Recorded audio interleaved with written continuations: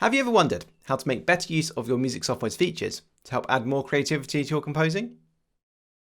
Hi there, it's Simon from Composing Academy, and in this Composing Quick Tips video, I'll show you how reversing a set of piano notes can help to create a unique and brooding feel in your music.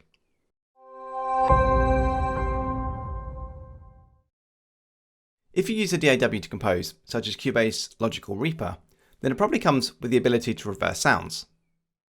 Reversing sounds and instruments can be extremely popular, especially when writing music for film and television, and often works well with instruments such as cymbals and pianos. Today I'm going to show you how to reverse a piano sound in Cubase, walking you through how to go from this simple piano part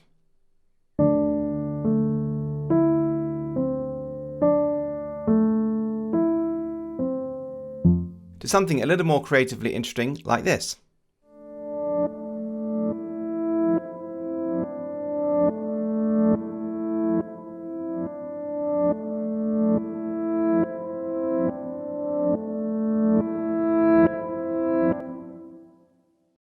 So I've started by writing this 4-note phrase of D, A, E and C, all playing quarter notes. I've repeated the phrase a total of 8 times, but I've added a higher note on the 6th time to add some variation. I've also added a low simple bass line of D, F, G and D, which changes every 2 bars. To add some extra texture, I've also added a synth pad and some low strings, both following the bass line. Okay, so on to the actual reversing of the piano.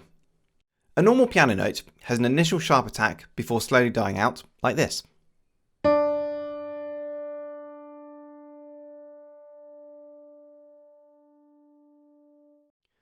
When we reverse the sound, we then get a slow fade in which gradually builds up before ending abruptly.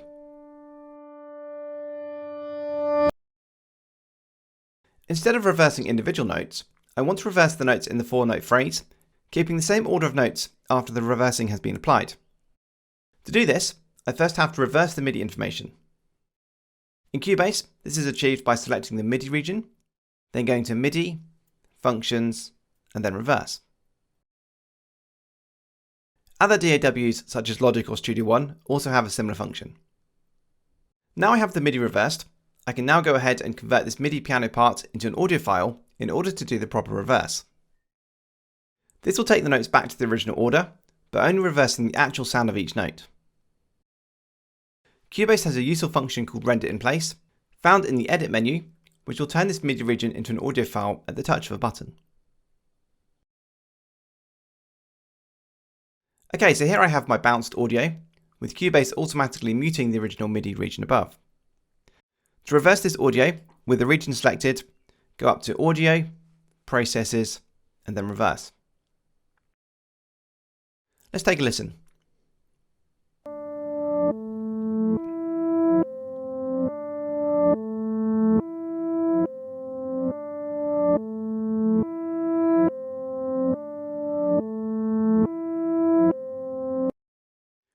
Finally, there's one more technique I can use to further enhance this reverse pattern. I'm going to duplicate this audio file and then move the new region forward by 1 quarter note. Now I have 2 reverse sounds per piano note, one after another, which creates an echo of each original piano note. I've panned one slightly to the left and one slightly to the right to give the pattern some stereo width in the speakers as well. So let's take a listen now with the additional parts and strings added.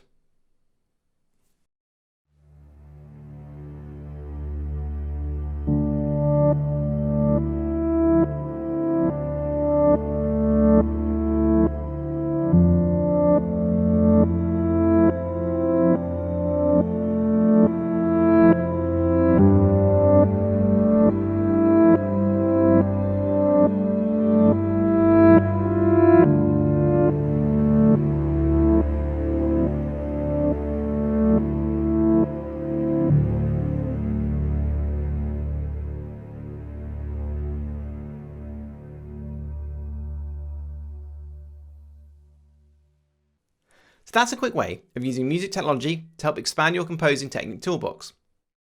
Just about every DAW has the ability to reverse sounds, so have a go at experimenting with different phrases and even different instruments. Also, if you're looking to kickstart your composing journey, be sure to check out my free beginner's guide to writing cinematic music in 5 easy steps ebook, a link of which is in the description below. If you have any questions, feel free to ask in the comments below as well.